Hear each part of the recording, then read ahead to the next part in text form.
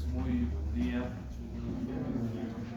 Vamos a iniciar dando las actividades correspondientes de tipo teórica, iniciando un nuevo segmento, un nuevo bloque de alta importancia, al igual que los anteriores,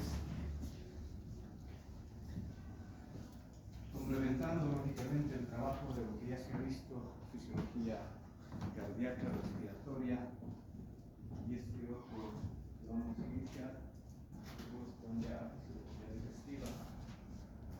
Todos estos sistemas y o aparatos trabajan de manera conjunta porque el objetivo es justamente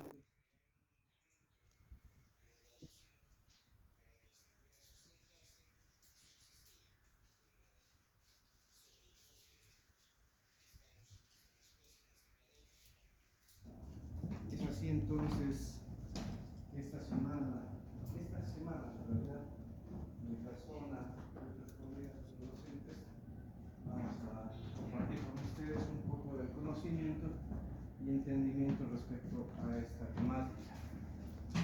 Quien les habla y se dirige a ustedes, el doctor Yupán, quienes aún no me conocen. Demos inicio entonces. Siempre es bueno tener entendido, o por lo menos generar algún concepto básico elemental de la temática. Entonces nosotros tenemos que entender qué es el aparato digestivo desde un punto de vista funcional. Lógicamente es un conjunto de órganos, ¿ya? Como dice acá, que tienen la capacidad de digerir y tienen también la capacidad de absorber. Pero no olvidemos que el aparato digestivo no solamente digiere y absorbe, sino también elimina desechos de manera semisólida. Y que característicamente este tubo digestivo, como un aspecto anatómico, es que tiene dos comunicaciones con el medio exterior, hacia arriba a través de la cavidad bucal y hacia abajo a través del orificio anal. Entonces son dos vías importantes que únicamente en lo patológico tienen relevancia, porque de ahí también nacen algunas de las patologías de tipo infecciosas por invasión. Si decimos que el aparato digestivo tiene esta capacidad de digerir, entonces entendamos también qué es la digestión. La digestión no es otra cosa que un mecanismo por el cual, como dice ahí en la diapositiva, un sustrato grande, macromolecular, se va a volver en un sustrato micromolecular, ¿no? Entonces es un proceso fisiológico por el cual los alimentos ingeridos de tipo polímeros, sustrato grande, son transformados a monómeros, a la partícula más pequeña y asimilable por el organismo. ¿Por qué tiene que ocurrir esto? Porque lógicamente, como células, no olvidemos el detalle que cualquier sistema, en este caso el aparato digestivo, particularmente el sistema digestivo, para absorber tiene mecanismos de transporte celular, sean pasivos o sean activos. Y recuerden ustedes, desde los primeros capítulos que se han ido viendo acá, la teoría, la absorción no puede ser de grandes estructuras. La absorción siempre tiene que ser de estructuras pequeñas. Entonces, parte del objetivo del aparato digestivo es convertir estas macromoléculas o polímeros en estructuras fácilmente asimilables. Lógicamente, este trabajo lo hacen con ayuda, ¿no? Se transforman de polímeros a monómeros a través de procesos enzimáticos, a través de procesos químicos y a través de procesos mecánicos que tendríamos que añadir a ese pequeño proceso de digestión. Entonces, digerir, por si acaso, todavía no está relacionado con la absorción. La absorción viene luego de la digestión. Entonces, siempre en primera instancia tendrá que ocurrir la digestión y luego recién la absorción. Y antes de la digestión, lógicamente, tiene que haber la ingesta, que la persona ingiera, coma algún alimento en particular. Entonces, una vez que se concluye el proceso de digestión, que reitero son 3 procesos básicos, estamos hablando de la digestión mecánica, por este caso, estamos hablando de la digestión química como tal, y dentro de la química tenemos la digestión por diferentes reactores, como son las enzimas. Cuando ya el compuesto macromolecular, qué sé yo, un pan, una carne, de lo que era polímero, proteínas, ácidos grasos, hidratos de carbono, se ha vuelto a estructuras tan pequeñas, fácilmente asimilable por cualquier célula, sobre todo en este caso por las células entéricas. Entonces define ahora sí el mecanismo de absorción. El mecanismo de absorción, como dice allá, es el transporte, ya lo había adelantado, de estos monómeros o de estas micromoléculas a través del epitelio intestinal hacia el torrente sanguíneo. Entonces ahí luego iremos viendo cómo se generan los mecanismos de transporte para hidratos de carbono, cómo se generan los mecanismos de transporte para lípidos, cómo se generan los mecanismos de transporte para aminoácidos, que es la estructura más pequeña que podemos tener desde una proteína, ¿ya? Y cómo también se absorben otros nutrientes, porque no olviden que tenemos también 2 tipos de nutrientes, los macronutrientes y los micronutrientes. Entonces ya iremos viendo cómo ocurren todos estos eventos en el tubo digestivo. Esta semana en particular, sobre todo a mi cargo, vamos a revisar todo lo que es la parte motor, cómo funciona el tubo digestivo desde un punto de vista motor. Ahora, no podemos obviar, por último, para absorber, tiene que haber un buen sistema de riego, tiene que haber un buen flujo de sangre. Si el flujo de sangre disminuye en cualquier segmento del tubo digestivo, lógicamente su funcionalidad se va disminuyendo, ¿ya? O sea, su funcionalidad como segmento del tubo digestivo disminuye. Y ya vamos a ver en un momento, vuelvo a especificar, por ejemplo, la motilidad. Para generar movimiento, para generar peristaltismo, que es el movimiento habitual del tubo digestivo, se requiere nutrientes. Es un mecanismo activo, no es un mecanismo pasivo. Pero si no hay nutrientes, específicamente ATP, que deriva muchas veces de la glucosa o de los lípidos, entonces, por deficiencia en la irrigación, lógicamente el peristaltismo se puede ver comprometido. Y con un peristaltismo comprometido, ya entenderemos qué puede ocurrir en una persona en un paciente. Entonces, es importante los diferentes aspectos. Y por último, tampoco no puedo obviar que enseguida lo vamos a detallar con profundidad, la inervación. O sea, tiene que haber vitalidad del tejido, en este caso de cada segmento del tubo digestivo. Tiene que haber el nutrimento correspondiente a cada una de estas células de cada segmento del tubo digestivo. Pero como estamos hablando de órganos, estamos hablando de vísceras, estas no trabajan de manera automática, ¿ya? Todas trabajan bajo estímulo nervioso.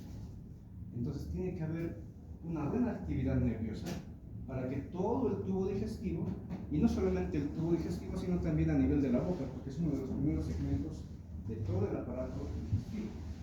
Entonces tiene que haber un buen estímulo neuronal y una buena regulación y control de los mecanismos o procesos que acontecen en cada segmento. Entonces, son varios aspectos que hay que considerar, sobre todo si nos vamos a adentrar a aspectos patológicos. Bueno, esto está un poco por demás, pero solo como recuerdo anatómico, vamos a indicar el aparato digestivo, y se llama así aparato porque son un conjunto de órganos con diferente carácter histomorfológico, pero que cumplen una finalidad común. ¿A qué me refiero? La cavidad bucal es parte del aparato digestivo. ¿Y qué tenemos en la cavidad bucal? Tenemos, por ejemplo, piezas dentarias, tenemos la lengua, tenemos la misma cavidad bucal, tenemos glándulas anexas en la cavidad bucal, como son las glándulas salivales, y ninguna de ellas se parece entre sí. Si descendemos, pasamos a la faringe, y el esófago, estómago, intestino delgado e intestino grueso. Estos últimos segmentos todavía tienen similitud, pero si los comparamos con otros órganos anexos como el hígado y el páncreas, ahí ya no encontramos similitud. Entonces, por eso se puede definir como aparato digestivo.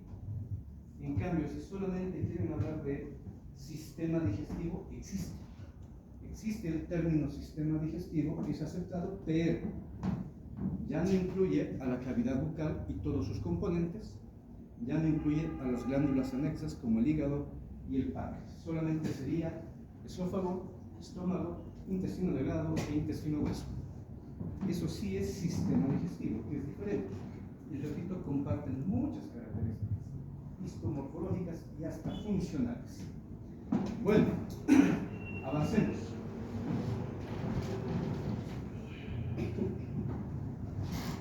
¿Qué propiedades, qué funciones de manera global, ojo, van a cumplir todos estos componentes del aparato digestivo? Ya lo hemos ido adelantando, esto es un poco reiterativo.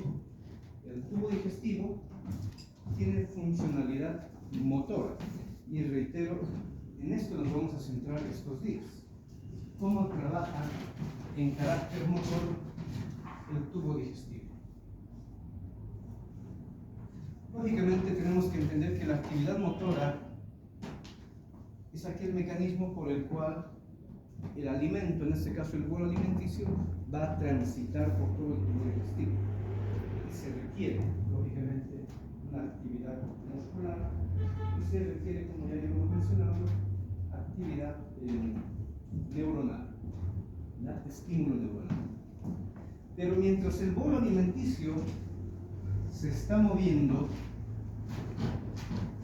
o incluso de hecho hay movimiento sin bolo alimenticio, por si acaso, o sea, en los lapsos entre comidas, por decir, ya hemos desayunado, nos viene la hora del almuerzo y después, en ese lapso no tenemos alimento. Aún así sigue habiendo movimiento del tubo digestivo, sobre todo hablando de este esófago en adelante, es decir, permanece el peristaltismo, no está inactivo el tubo digestivo. Pero cuando ya está el alimento entre cada comida, viene luego el mecanismo de la digestión. Vuelvo a reiterar como concepto que es digestión, es convertir una macromolécula en una estructura micromolecular de tipo monomérica en lo posible para ser absorbida, para ser asimilada. Si no, de otro modo, este compuesto no puede ser asimilado. Pero para que se cumpla este proceso de digestión y para que haya también una facilidad en la motilidad, en el movimiento, sobre todo del bolo alimenticio, tiene que haber secreción. Entonces, diferentes segmentos del tubo digestivo, cavidad bucal, secretan un producto. Estómago secreta otro producto. A nivel duodenal, dos grandes glándulas secretan también los componentes. Creo que esto es fácil de entender. En la cavidad bucal, ¿qué tenemos? Saliva.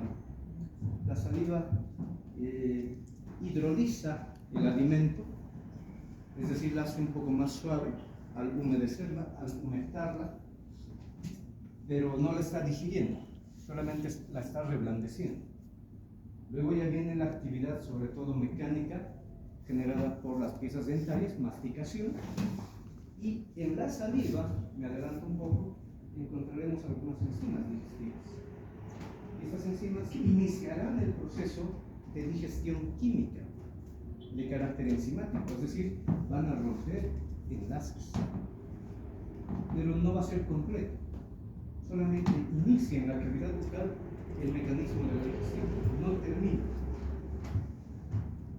Luego, a nivel gástrico, secreción ácida, ácido clorhídrico, y ya veremos luego cómo se produce, cómo se genera el ácido clorhídrico y cuál es su efecto en los alimentos.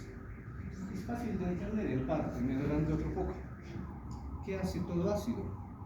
Es naturaliza, degrada, desintegra. De hecho, cualquier compuesto. Si pusiéramos ácido en esta superficie del asiento, incluso en el metal, puede empezar a corroer, dependiendo del tipo de ácido, dependiendo del grado de acidez. Como lo anterior, dependiendo del grado de acidez. Entonces, hay que considerar estos detalles, hay que considerar estos aspectos. Luego, a nivel duodenal, también tenemos secreción desde el hígado, bilis, y secreción desde el páncreas, el jugo pancreático. Sobre todo este último también tiene una alta cantidad de enzimas digestivas, tanto para hidratos de carbono, para lípidos y también para proteínas, aminoácidos en particular. Una vez que se ha cumplido entonces la digestión junto con la secreción que facilitan el movimiento peristáltico del tubo digestivo, luego viene, hemos dicho, la absorción, la asimilación. Entonces, ese monómero, ese compuesto ya pequeño, la micromolécula, podrá ser asimilada a través de mecanismos, como decíamos, de transporte, tanto pasivos como activos. Eso ya es simplemente volver a repasar o recordar aquellos eventos que ocurren en una célula. Algunos órganos en el tubo digestivo sirven también de almacén. Ya, particularmente podemos estar hablando del hígado, es un órgano que reserva muchos compuestos, entre ellos glucosa, hierro, ¿ya? Hasta puede retener lípidos, grasa. Entonces, hay órganos que, incluso en las mismas células entéricas, temporalmente algunos compuestos se quedan. La misma glucosa, los mismos lípidos también pueden quedarse ahí. Y a la vez el tubo digestivo, no podemos obviar esto, como tiene una comunicación directa tanto hacia superior cavidad bucal y hacia inferior, decíamos, por el orificio anal con el medio externo, es muy fácil, es comprensible entender que haya mucha frecuencia de invasión de diferentes patógenos bacterianos, parasitarios, fúngicos, más raro, pero también existe virales, tanto del tubo digestivo superior como inferior, o sea, por arriba o por abajo, que hayan eventos infecciosos. Lógicamente, entonces tiene que tener un sistema de refuerzo, de defensa, y ahí es donde también el tubo digestivo presenta tejido linfático, tejido linfoideo, para generar un sistema de barrera. Lamentablemente, tenemos que decirlo, este sistema de barrera no es suficiente, sino no encontraríamos patología. Si fuera tan eficiente, las bacterias sobre todo no llegarían hasta el torrente sanguíneo por vía digestiva, o no invadirían con tanta facilidad el tubo digestivo, porque ya luego cuando pasan a cursos superiores se darán cuenta que del tubo digestivo tenemos un montón de patologías muy frecuentes, mucha incidencia, mucha prevalencia de trastornos del tubo digestivo.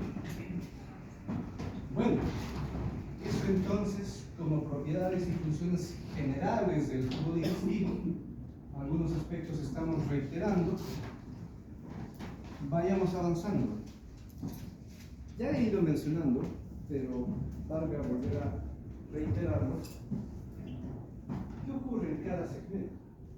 Tenemos que dividir entonces al tubo digestivo en grandes porciones para que podamos entender de modo general cómo va a ser el funcionamiento de cada uno de los segmentos. Recordemos entonces anatómica e histológicamente la estructura del tubo digestivo o de todo el aparato digestivo. Ya habíamos dicho, cavidad bucal, piezas dentarias, la lengua, glándulas salivales. luego viene el esófago, faringe primero, me corrijo, luego el esófago, luego viene el estómago, duodeno, intestino delgado con sus dos segmentos e intestino grueso correspondientemente. ¿Qué va a haber en cada segmento?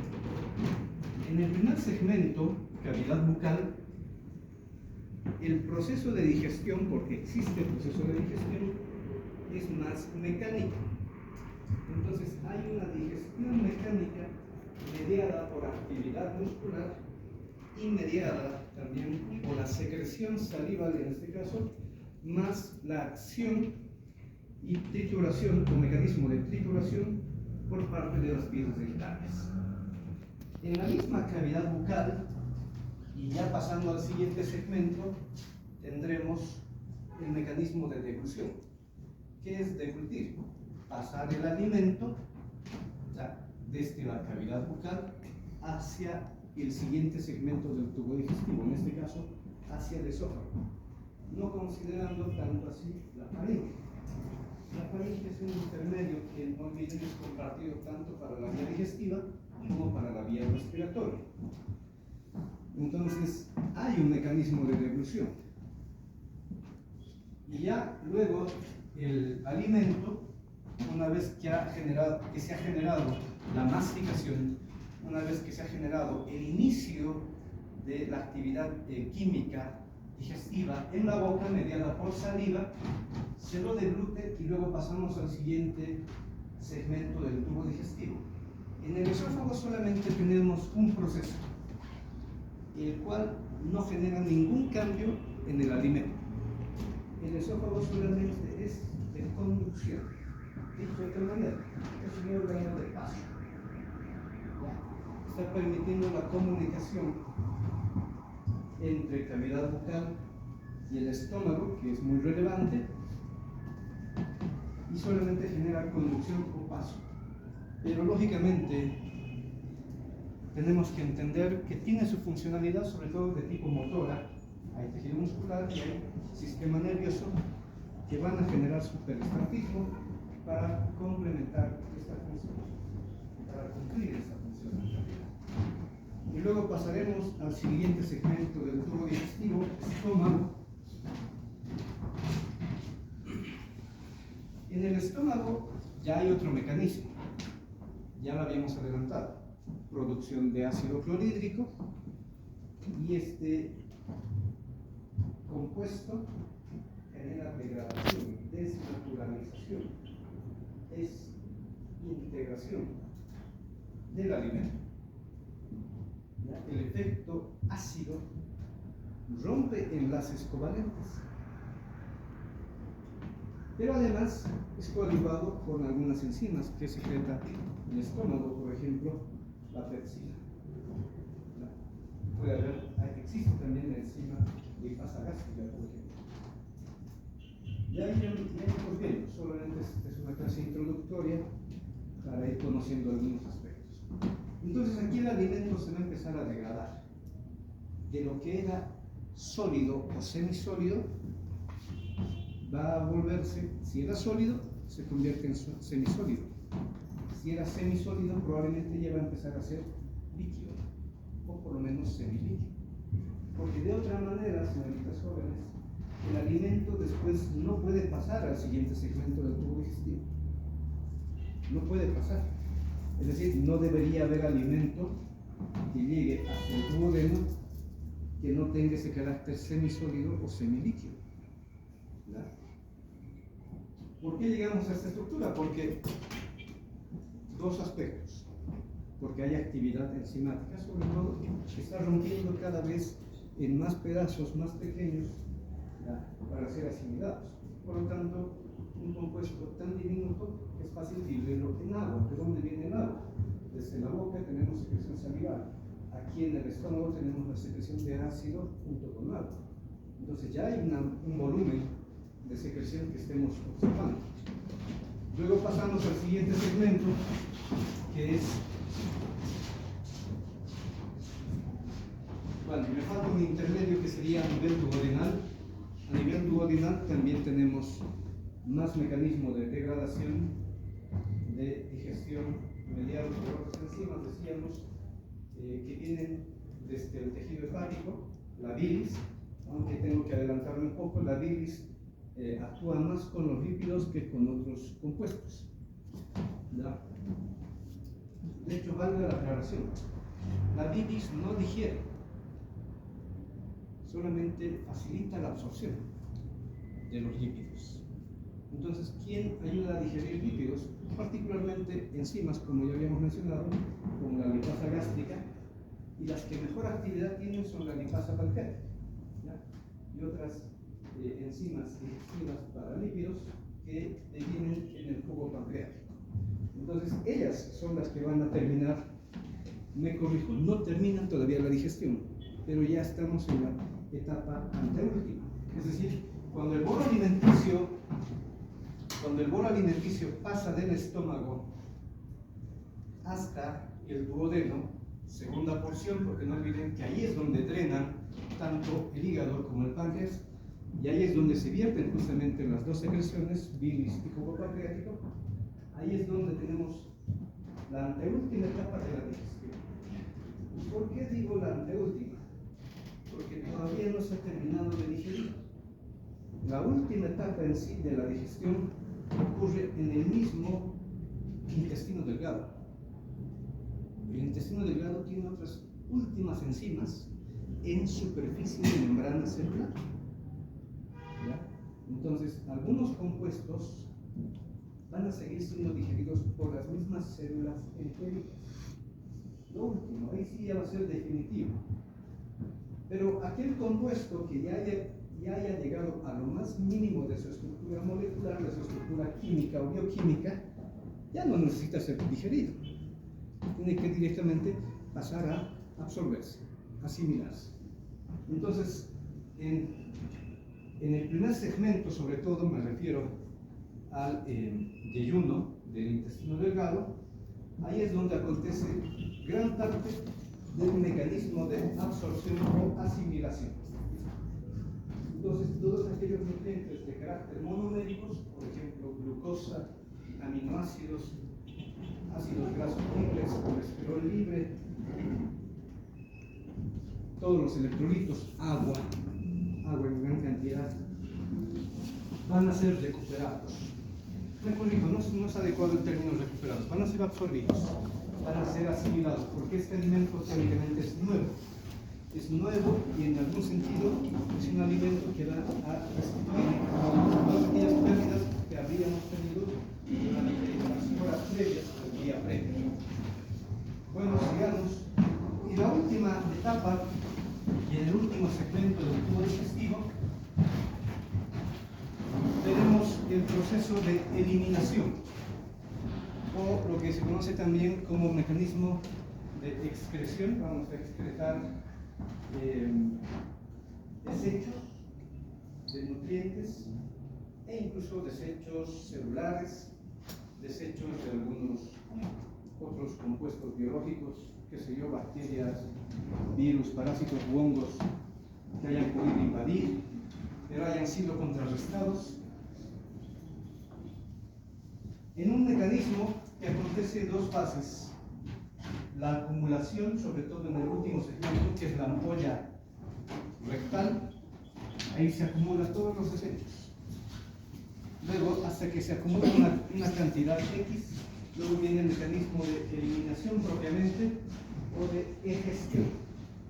Se elimina. Obviamente aquí tiene que haber actividad motora y actividad neurológica que actúan en este procedimiento. Entonces, son todos los procesos que van a acontecer en el tubo digestivo. A manera de recordatorio, seguimos. El tubo digestivo, a partir del esófago hasta prácticamente la ampolla rectal, tiene una característica estructural muy peculiar y muy similar. Recordemos, está conformado por 4 capas generalmente, de afuera hacia adentro, que son la serosa, luego la capa muscular, la submucosa y la mucosa propiamente.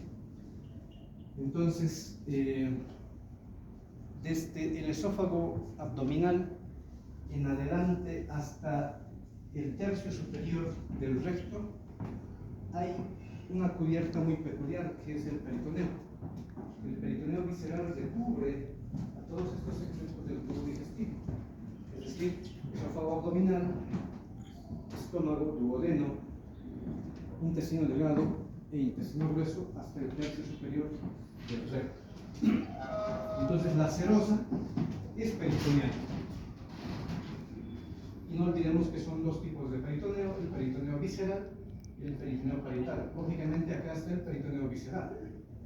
Luego tenemos dos capas de tejido muscular, uno de fibras longitudinales y otro de fibras circulares. Entonces, el tejido muscular longitudinal, como su nombre indica, y creo que es un poco sencillo de entender, acorta el tubo digestivo. Acorta. Y en lo que se está acortando una parte del tubo digestivo, actúa el otro plano de fibras musculares. Me refiero al plano circular. ¿El plano circular qué va a hacer? Comprimir, disminuir el diámetro de ese segmento del tubo digestivo. Entonces, al acortarse y al comprimirse, se genera un punto, un área, una pequeña superficie del tubo digestivo que cambia su estructura anatómica o histomorfológica para que lógicamente vaya avanzando el bolo alimenticio. O sea, que se genere, en otros términos, se genere el peristaltismo. Pero para que esto ocurra, ya decíamos de inicio, no son autónomos, no son automáticos. Requieren inervación. Y hay dos tipos de inervación en el tubo digestivo que es importante recordar, tanto anatómicamente como histológicamente. Hay la inervación extrínseca y hay la inervación intrínseca. La inervación extrínseca, ¿a cuál nos referimos? Nos referimos a la inervación vegetativa, es decir, fibras nerviosas simpáticas y o parasimpáticas. Estos dos van a generar uno u otro efecto en el tubo digestivo, tanto en la parte motora como en la parte secretora de cada segmento. Pero luego tenemos la inervación intrínseca, que es muy peculiar. Otro órgano, otro tejido no lo tiene, salvo en comparación el corazón. El corazón es el otro órgano probablemente único y peculiar que también tiene una propia inervación, fuera de la inervación vegetativa. ¿Ya? No olviden que el corazón sí es automático, genera sus propios impulsos eléctricos para su actividad motora. Acá el tubo digestivo tiene un sistema nervioso muy peculiar, conocido de esa manera, sistema nervioso entérico, ¿ya? Donde está constituido por dos plexos, que ya lo habrán visto en histología, incluso en neurología y o anatomía. Son entre las dos capas, entre la capa longitudinal y circular, está el plexo mientérico, mejor y clásicamente conocido como el plexo de Auerbach, y luego debajo del plexo mientérico, debajo de la capa muscular, está el plexo submucoso. Se dice que entre ambos plexos, el submucoso, en este caso también conocido clásicamente como el plexo de Meissner, entre ambos plexos se dice que hay más de 100 millones de neuronas que generan la actividad motora y secretora del tubo digestivo. Se hace una comparación muy peculiar con la médula espinal. Dice, la médula espinal tiene menos cantidad de neuronas que el propio tubo digestivo. Eso nos generará una idea de que tiene una alta importancia, sobre todo de tipo funcional, ya para cumplir su objetivo, que es, repito, mover el bolo, digerirlo y asimilarlo. Bueno, ya adentrándonos a nuestro capítulo en particular, tenemos que ir indicando lo siguiente. Ahora sí nos vamos a entrar a función motora exclusiva. Pero vamos a dividir a la función motora en dos. Hay función motora somática y hay función motora vegetativa propiamente. Creo que es fácil entender que predomina la actividad motora vegetativa, a diferencia de la actividad motora somática. ¿Dónde vamos a encontrar actividad motora somática? Lógicamente acá, en la cavidad bucal y en la faringe, porque el mecanismo masticatorio es voluntario, es consciente y está mediado por fibras musculares estriadas rojas o esqueléticas, es decir, músculos masticadores. Y al ser somático, no olvidemos que tiene su propia inervación. La inervación también tiene que ser somática, en este caso, quinto par, trigémino. Es el encargado de generar la actividad motora somática en la cavidad vocal para el proceso de masticación. Una vez que masticamos, luego viene la deglución, decimos, pasar el bolo alimenticio de la cavidad vocal hacia el siguiente segmento, el esófago. En la deglución hay dos procesos motores, uno es somático y otro es vegetativo. Somático, mediado por los músculos faringeos, los constrictores y los elevadores de la faringe, y vegetativo, mediado ya por el segmento superior del esófago, que sobre todo lleva inervación de tipo parasimpática, otorgada por el décimo par craneal, nervio vago. De hecho, ambos segmentos, tanto la parte somática de la faringe como la parte vegetativa del tercio superior del esófago, tienen inervación mediada por el vago, porque el vago es tanto somático como vegetativo, ¿ya? Pero no trabaja solo. Ahí coadyuvan bastante la acción del osofaringio y también coadyuvan, según procesos funcionales, el onceavo par craneal, que es el accesorio o espinal.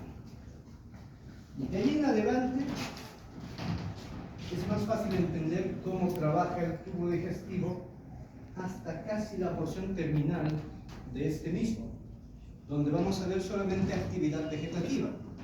Y la actividad vegetativa motora del esófago, del estómago, del intestino delgado, del intestino grueso, está mediada por dos componentes. Hay que separarlo, hay que desglosarlo. Uno tenemos el componente craneal y otro tenemos el componente sacro, ¿ya? O lumbosacro. Porque no olviden aquí quién va a generar el efecto de motilidad.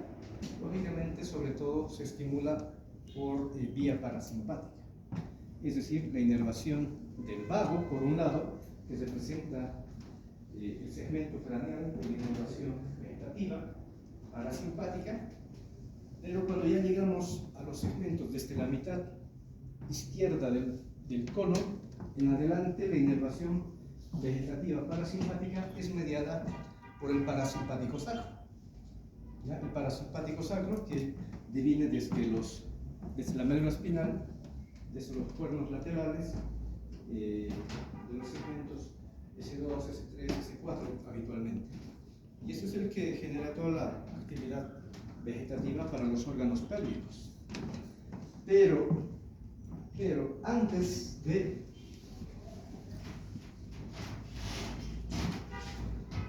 poder generar la evacuación, la eliminación, vuelve a aparecer actividad motora somática.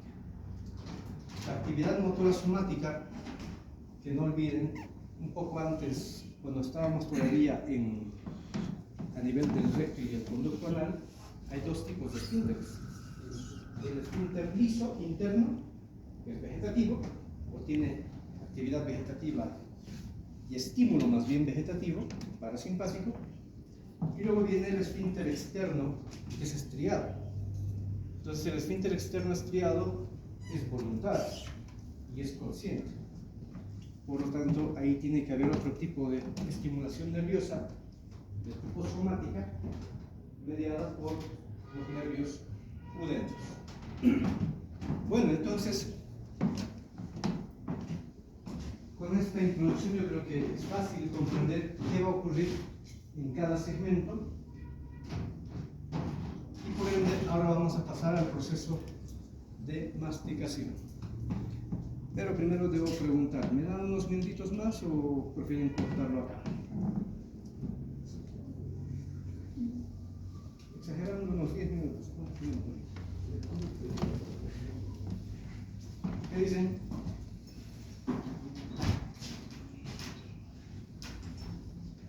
Y eso, 5 minutos, porque ya son las 9:12.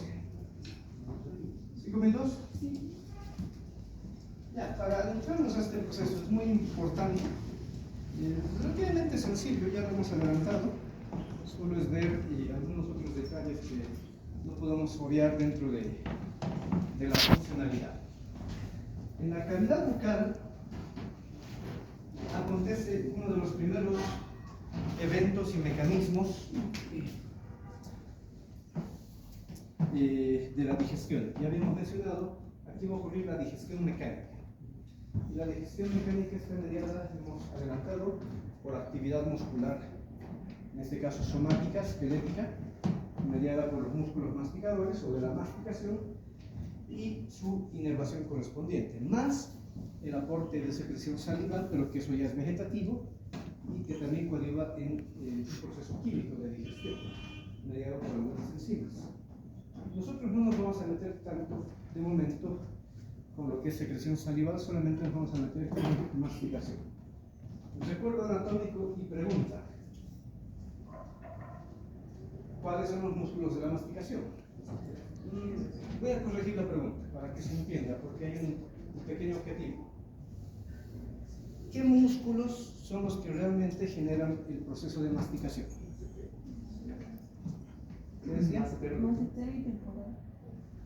Ya. Alguien que tenga una opinión un poquito diferente, distinta, masticación.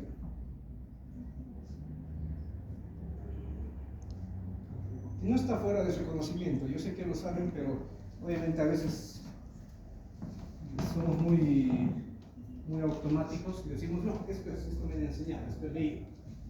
No analizamos, no pensamos mucho y se nos escapan algunos detalles. ¿Alguien que opine diferente? Los de la alemán. Además, ya.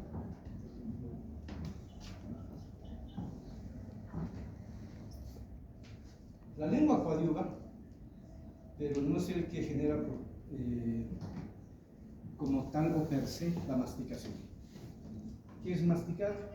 Es generar movimiento mandibular para que las piezas dentarias empiecen a actuar, ¿verdad? Es decir, descenso y ascenso mandibular. ¿Ya tienen la respuesta? No. ¿Qué pasó? Si nos quedamos con macetero, pterigoideo interno o medial, con el temporal, pero del temporal solamente las fibras anteriores, en ese caso, ya, más que las medias o las posteriores. Y si nos quedamos solamente con esos jóvenes, hay un pequeño error. ¿Qué hacen estos tres músculos que acabo de citar? Que ustedes mismos ya lo han dicho. Fuerte. Elevan la mandíbula. Y para masticar, ¿qué necesitamos? Descenso, ascenso. Descenso, ascenso. Entonces, no son los únicos músculos masticadores. No son los únicos músculos masticadores. ¿Ya? Ellos sí coadyuvan en el proceso y en la segunda fase, que es elevación. Eso sí, no tenemos duda. Por lo tanto, no podemos olvidar a los músculos que descienden la mandíbula. Y los músculos que descienden la mandíbula son los supra e infrayoideos. ¿Ya? ¿Por qué los infra, si estamos alejados y además no tiene inserción mandibular? Porque los infra le dan soporte a los supra. Porque los infra sostienen al hueso yoides y el hueso yoides luego viene a ser el punto de apalancamiento para los suprayoideos, y los suprayoideos generarán después el descenso mandibular. Me refiero en específico al miroyoideo, al digástrico vientre anterior y al genioideo. Sobre todo esos tres músculos coadyuvan en el descenso mandibular. Y luego, lógicamente, actúan los otros que son muy típicos y mejor conocidos como músculos masticadores: macetero, pterigoideo interno, pterigoideo externo y el temporal. 4 músculos masticadores. Habrán escuchado que en nuestro medio, de hecho, hay un quinto masticador. ¿Lo han escuchado? Músculo esfenomandibular, conocido también como el músculo del oblicuo. Ya, pero no nos vamos a desviar del tema. Todos estos músculos que acabamos de citar, creo que ya es obvio, no podemos dudar, no hay que generar no se me ocurre, no hay que dudar de que la inervación de estos músculos es netamente somática. Pero como alguien decía, no van a ser los únicos músculos al final que coadyuvan con la masticación. La lengua lógicamente también coadyuva en el proceso de masticación, pero lo vamos a explicar en un momento, o tal vez mañana, cómo realmente participa. ¿Verdad? Y la lengua, con sus 17 músculos, de los cuales solamente uno es impar, dice la teoría, están inervados también de manera somática. Son músculos esqueléticos, no es musculatura lisa. Y ahí tenemos varios de los nervios que llegan a la cavidad lingual, a la cavidad bucal, y a los músculos tanto masticadores como a los que elevan como a los que descienden. Entonces, estaremos hablando que la inervación somática del proceso de la masticación viene sobre todo desde el tallo encefálico, desde aquellos pares craneales que tienen núcleos o fibras nerviosas de tipo motoras, pero somáticas, no vegetativas. De una vez nos adelantamos. ¿De quién estaremos hablando? Estamos hablando del quinto par. Estamos hablando del 12º par. Y en algún caso coadyuvarán el 7º y el 9º par también.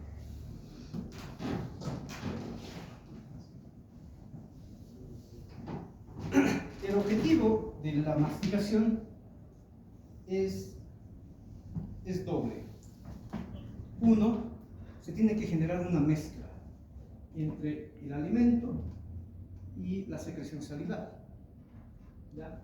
Porque hemos dicho la secreción salival, la saliva reblandece el alimento y además tiene algunas enzimas que empiezan la digestión química. Entonces, cuando masticamos y empezamos la trituración, estas enzimas y el agua que tiene la saliva, si no tocan la superficie interna, esto es creo que muy obvio de entender. Por ejemplo, cuando agarramos un pedazo de pan, estamos desayunando, a algunos nos gusta soparlo, introducirlo al líquido, al café, al té, al chocolate, la leche, etc. Pero lo sacamos, la superficie está húmeda, adentro no está tan húmedo, salvo que lo dejemos mucho tiempo, salvo que el alimento sea tan poroso como algunos panes, ¿no? Pero si el alimento no es tan poroso, ¿cómo va a quedar al salir si lo remojamos solamente unos cuantos segundos o menos de un segundo? Solamente la superficie se va a humectar. Entonces el objetivo de la masticación es generar que gran parte de la superficie del alimento entre en contacto con el agua y sobre todo con las enzimas que van a empezar la digestión. Bueno, entonces para eso la masticación, si bien es movimiento de la mandíbula, acción muscular somática o esquelética, el objetivo es que las piezas dentarias generen justamente ese trabajo. No olvidemos, tenemos dos grupos de piezas dentarias anteriores, piezas dentarias posteriores. Si hablamos de un adulto, tenemos alrededor de 32 piezas dentarias, 16 en la arcada superior, 16 en la arcada inferior, 2 incisivos centrales, 2 incisivos laterales, 2 caninos, primer y segundo premolares, aquí están, centrales, laterales, canino, primer premolar, segundo premolar, y luego tenemos 3 molares a cada lado, primer, segundo y tercer molares. Los odontólogos dicen los terceros molares no tienen mucha funcionalidad, porque hay un defecto con los terceros molares. Muchas veces protruyen, emergen desde la mandíbula o desde la maxila superior, emergen en un trayecto anómalo, o no terminan de emerger, no salen, no brotan. Por lo tanto, no tienen la funcionalidad respectiva, pero cuando están bien posicionados, lógicamente, coadyuvan en la masticación.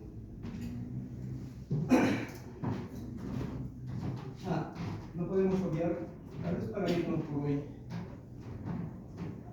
¿qué función cumplen los incisivos?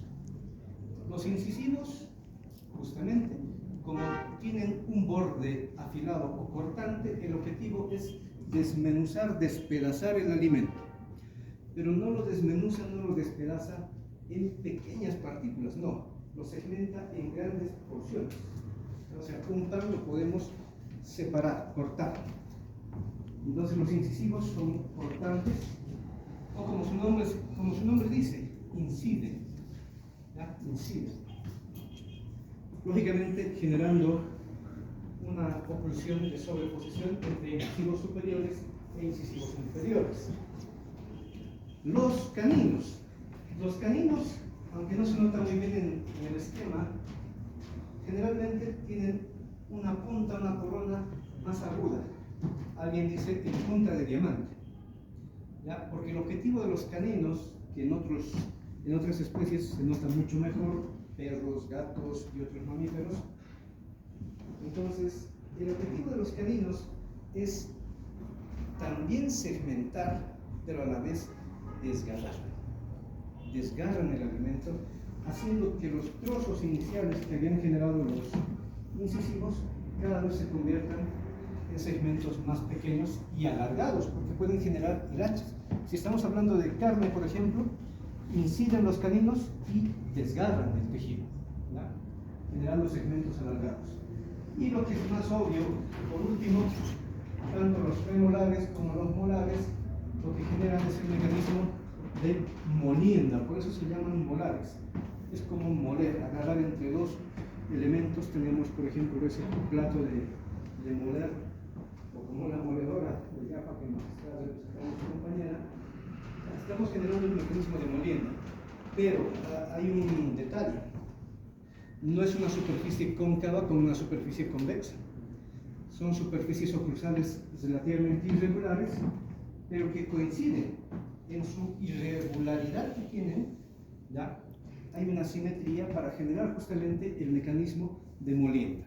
O sea, no es solamente machucar, no. Además de machucar, tienen que generar un movimiento de rumiación. Somos como los rumiantes.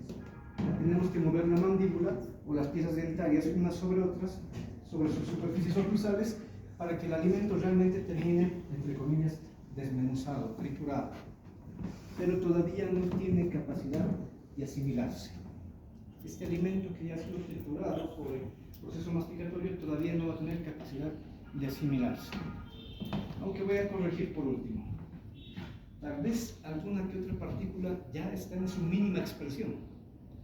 ¿Ya? Si había glucosa, azúcar en el alimento, probablemente ya hay una glucosa suelta. Entonces, la mucosa bucal tiene capacidad absortiva. De hecho, cualquier mucosa puede absorber. Si la piel absorbe, que es un epitelio, pero es relativamente seco, ¿por qué no una mucosa tan húmeda alternativa no tendría esa capacidad? No olviden que tenemos medicamentos que los administramos por vía sublingual, porque la mucosa sublingual, de hecho toda la mucosa oral, tiene gran capacidad de absorción. Entonces, si algún alimento ya ha llegado a su mínima expresión monomérica, puede empezar su asimilación.